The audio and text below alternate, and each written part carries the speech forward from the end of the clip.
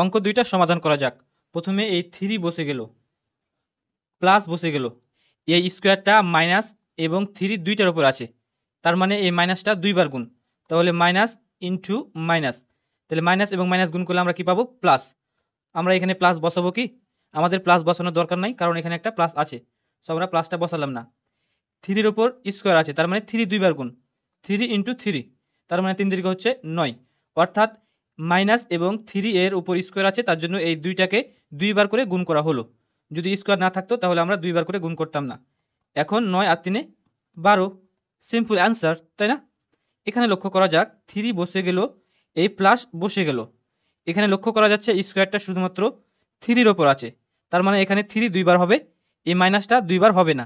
ওকে, এখানে যেমন মাইনাসটা দুইবার গুণ করা হয়েছিল কারণ স্কোয়ারটা ছিল দুইটার উপরে, কিন্তু এক্ষেত্রে যেহেতু স্কোয়ারটা শুধুমাত্র 3 এর উপরে আছে, তার জন্য মাইনাসটা দুইবার গুণ করার দরকার নাই, মাইনাসটা বসিয়ে দিলাম। ওকে, 3-এর উপর স্কোয়ার আছে, তার মানে 3 দুইবার গুণ, সো 3 দিকে আমরা কয় পাবো? গুণ করলে 3 দিকে হচ্ছে 9, তার জন্য আমরা এখন 9 বসিয়ে দিলাম। এখন আমরা এখানে লক্ষ্য করি 3 বসিয়ে দিলাম, এখন দেখতে পাচ্ছি এটা ব্র্যাকেটের মধ্যে আছে, আর আমরা জানি কোনো কিছুকে ব্র্যাকেটের মধ্যে থেকে বের করতে অথবা ব্র্যাকেটের মধ্যে ঢোকাতে ব্র্যাকেটের সামনে যে চিহ্ন থাকবে সেই চিহ্ন দ্বারা গুণ করতে হবে। ওকে, ব্র্যাকেটের সামনে প্লাস আছে, তার মানে আমরা এই প্লাসে এই মাইনাসে গুণ করলে আমরা পাবো মাইনাস, এবং 9টা আমরা বসিয়ে দিলাম, সিম্পল।